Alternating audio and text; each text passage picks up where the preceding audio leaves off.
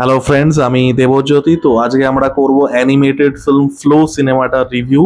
তো এই সিনেমাটা উচ্চ প্রশংসিত হয়েছে সারা পৃথিবী জুড়ে। রিসেন্টলি যে অস্কারটা শেষ হলো, অস্কার সেরিমনিতে এটা বেস্ট অ্যানিমেটেড ফিল্মের অস্কারও পেয়েছে লাটভিয়ান সিনেমা, এবং কোথাও গিয়ে লাটভিয়ার সিনেমার যে মানচিত্র সেটাকে বদলে দিয়েছে।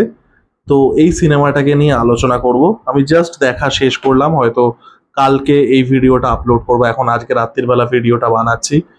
তো সিনেমাটা কেমন লাগলো আমার, দেখুন, সিনেমা আপনার দুভাবে ভালো লাগতে পারে। একটা হচ্ছে সিনেমাটা সিনেম্যাটিক্যালি আপনার খুব ভালো লাগলো, সিনেমাটার মধ্যে যে সিনেম্যাটিক এলিমেন্টসটা আছে সেটাকে আপনি খুব অ্যাপ্রিসিয়েট করলেন, সেই একভাবে ভালো লাগতে পারে। আর আরও একভাবে ভালো লাগতে পারে, সেটা হচ্ছে সিনেমাটার মধ্যে যে বক্তব্যটা আছে সেটা কোথাও গিয়ে আপনার মননে, আপনার চিন্তা ভাবনায়, আপনার জীবন দর্শনে ভীষণভাবে গিয়ে আঘাত করে, এবং সেটা কিন্তু কোথাও গিয়ে ফ্লো করেছে। সিনেমাটা ডিপলি ডিপলি ফিলোসফিক্যাল একটা সিনেমা।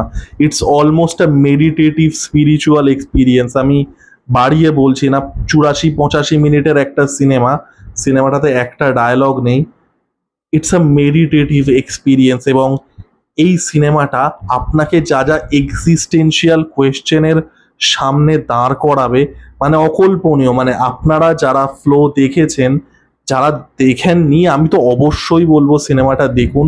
মানে এটা আপনার চিন্তা ভাবনায়, আপনি যেভাবে পৃথিবীটা দেখেন, আপনি যেভাবে ভাবেন, একটা বিরাট বড় রকমের ধাক্কা দিতে চলেছে। এবং আমি এটা সিনেম্যাটিক্যালি বাদ দিয়ে বলছি, আমি যেটা প্রথমেই বললাম, সিনেম্যাটিক্যালি সিনেমাটা অসাধারণ, অ্যানিমেশনের কাজ অসাধারণ, সেটা নিয়ে 1 ঘন্টা কথা বলা যায়। ব্যাকগ্রাউন্ড মিউজিকের কাজ, সিনেমাটাতে একটা ডায়লগ নেই, ব্যাকগ্রাউন্ড মিউজিক, অ্যাম্বিয়েন্ট সাউন্ড আর ফলি, পুরো সাউন্ডের কাজ অকল্পনীয় ভালো। আমি এখানে ফিলোসফিটায় ফোকাস করব। তো গল্পটা আমি যদি ছোট্ট করে বলি ফ্লো সিনেমার, তো এটা হচ্ছে পৃথিবীর এমন একটা পৃথিবীর গল্প বলছে যেটা একটা অ্যাপোক্যালিপস চলছে। ওয়াটার লেভেল প্রচন্ড পরিমাণে উঠে গেছে, বিশাল বড় বড় ঝড় আসছে, পৃথিবী ধ্বংস হয়ে গেছে, কোনো মানুষের অস্তিত্ব নেই। আমরা দেখতে পাচ্ছি মানুষের তৈরি করা শহর, তার মানুষের তৈরি করা ঘর বাড়ি, সেগুলো সব ভেঙে চুড়ে পড়ে আছে প্রায় জলের তলায়। সেখানে কয়েকটা প্রাণীর সার্ভাইভালের গল্প। এবং এখানে এই সিনেমাটা একটা খুব ইউনিক কাজ করে, যেটা আমরা অ্যানিমেশন সিনেমায় দেখে থাকি।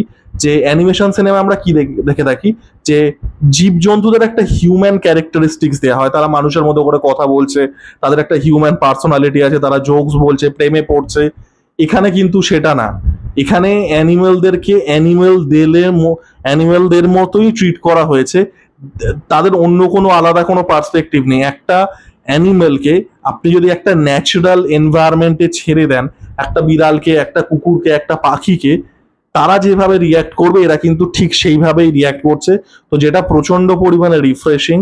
এবং এটা একটা বিড়ালের গল্প, একটা ছাই রঙের বিড়ালের গল্প, যে বেসিক্যালি এই যে সি লেভেল এতটা রাইজ করছে, এই যে বড় বড় ঝড় আসছে, সবকিছু ধ্বংস করে দিচ্ছে, সবকিছু ডুবিয়ে দিচ্ছে, সেটার এগেনস্টে বাঁচার গল্প। এবং সে এবং তার সাথে আরো 4টে প্রাণী, একটি কুকুর, একটি পাখি, আর বাকি দুটো অ্যানিমেলের নাম আমি জানতাম না, আমি গুগল করে দেখলাম। লেমুর একটার নাম, আর একটা হচ্ছে ক্যাপিবেরা, আর একটা অ্যানিমেলের নাম। তো এই 5টা অ্যানিমেলের সার্ভাইভালের গল্প। সার্ভাইভাল, এক্সিস্টেন্স, এটা দুটো দিক আছে, একটা নেচার, আর একটা নেচারের মধ্যে যে জীবজন্তুরা বাস করে, দুটো দিক।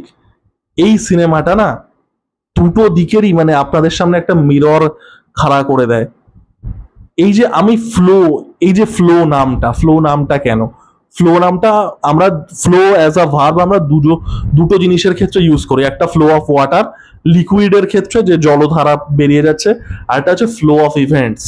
এখানে কিন্তু ফ্লো অফ ইভেন্টস, নেচার নিজের মতো করে চলে, যা হওয়ার সেটা হবে, ভালো খারাপ বলে কিচ্ছু হয় না। নেচার, আমি যেটা বললাম যে দুটো দিক আছে এক্সিস্টেন্সের, নেচার কিচ্ছু এসে যায় না কে বাঁচলো কে মরলো।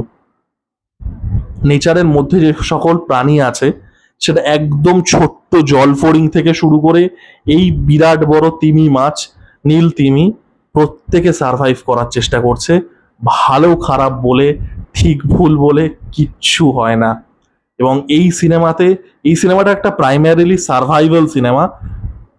সার্ভাইভাল সিনেমায় আমরা কি দেখে থাকি, 127 আওয়ার্স হোক, কাস্টঅ্যাওয়ে হোক, আরো অন্যান্য অনেক সিনেমা আছে, সেগুলোতে আমরা কি দেখে থাকি যে লাস্টে গিয়ে আমরা একটা ভিক্টরি দেখতে পাই, যে সে অবস্ট্যাকেলটা ওভারকাম করছে।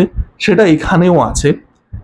এই সিনেমাটা না জেতার থেকে অনেক বেশি করে হেরে না যাওয়ার গল্প, বেঁচে থাকার থেকে মারা না যাওয়ার যে প্রচেষ্টাটা সেটার গল্প। এবং এই সিনেমাটা এত এক্সিস্টেন্সিয়াল কোয়েশ্চেন করে, হয়তো এক্সিস্টেন্স মানে এটাই, হয়তো এক্সিস্টেন্স মানে সত্যি নট গিভিং আপ ইজিলি।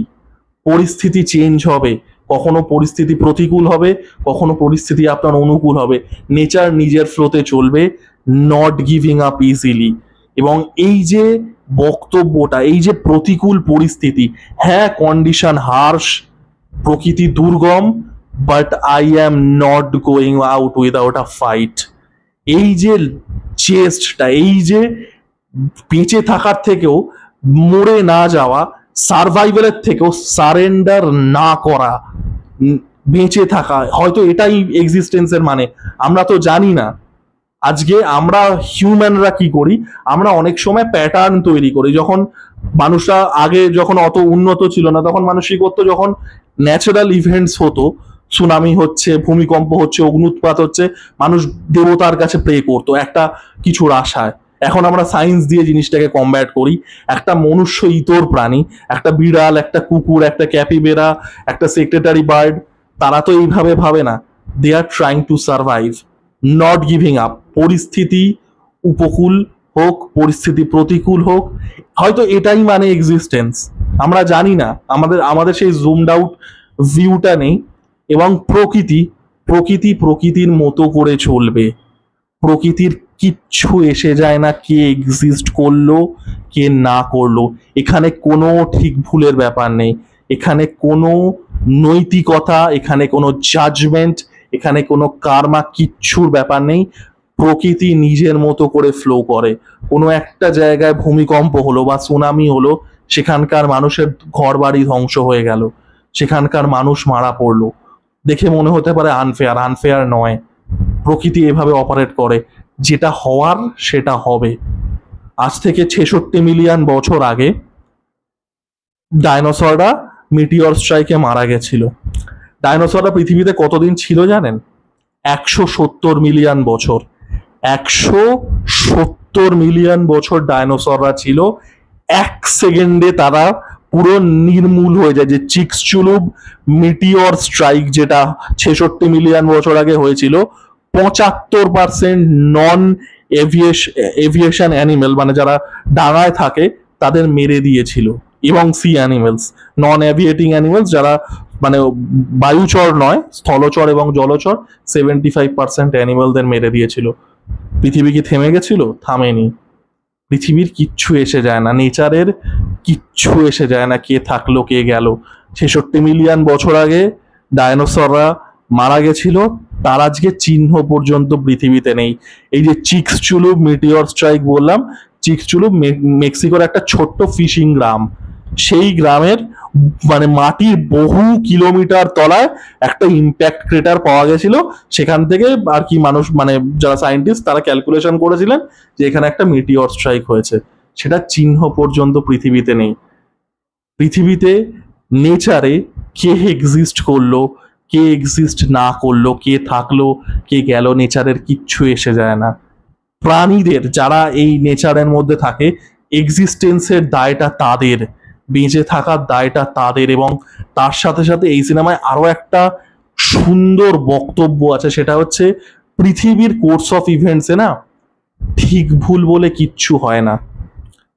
আপনার কাছে যে জিনিসটা সব থেকে বড় অভিশাপ, যেটা আপনাকে মেরে ফেলতে পারে, অন্য একটা প্রাণীর হয়তো সেটাই বেঁচে থাকার কারণ।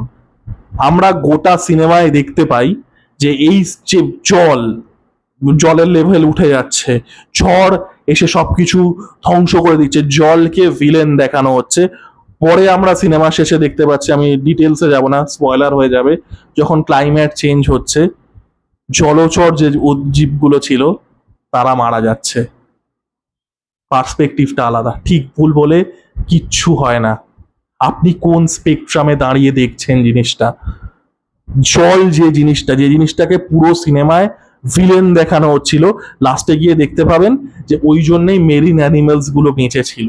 আজকে যদি জলের লেয়ার নেমে যায় তারা মারা যাবে। আজকে অন্য কোনো প্রাণী ভালো আছে সেটা কারোর প্রাইজেই। নেচার এইভাবেই চলে। কখনো আপনার অনুকূলে আসবে সিচুয়েশন, আপনি হয়তো ভালোভাবে বাঁচতে পারবেন, সেটা অন্য কারোর এক্সপেন্সে। কখনো আপনার প্রতিকূলতার এক্সপেন্সে অন্য কেউ ভালোভাবে বাঁচবে। ভালো খারাপ বলে কিচ্ছু হয় না। There is no right or wrong. কোনো হিরো ভিলেন নেই। খুব খুব খুব সুন্দর একটা সিনেমা। ডিপলি বললাম না, আপনাদের সিনেমাটা দেখার পরে রীতিমতো আপনাদের ভাবতে বসতে হবে। ডিপলি ফিলোসফিক একটা মেডিটেটিভ এক্সপিরিয়েন্স। আমি প্রত্যেককে বলবো সিনেমাটা দেখতে। অসম্ভব সুন্দর একটা সিনেমা, এত সুন্দর বক্তব্য। আমি তো অ্যানিমেশনে ঢুকলামও না, আমি শুধু ফিলোসফিটায় ফোকাস করলাম। এত সুন্দর সিনেমা, অসম্ভব ভালো। আপনারা প্রত্যেকে দেখুন, দেখে এসে জানান কেমন লাগলো। যদি দেখে যারা ছেন অলরেডি দেখা হয়ে গেছে তাদের কেমন লাগলো জানাবেন। এবং এটা আমার ইন্টারপ্রিটেশন ছিল, এই ফিলোসফিটা আমাকে এইভাবে প্রভাবিত করেছে, আমি এইভাবে ভাবছি। আপনাদের কি ভাবনা, হয়তো সেটা আমার থেকে আলাদা হতে পারে, সেটাও জানাবেন। লাইক, কমেন্ট এবং সাবস্ক্রাইব করে আমার পাশে থাকুন। ধন্যবাদ।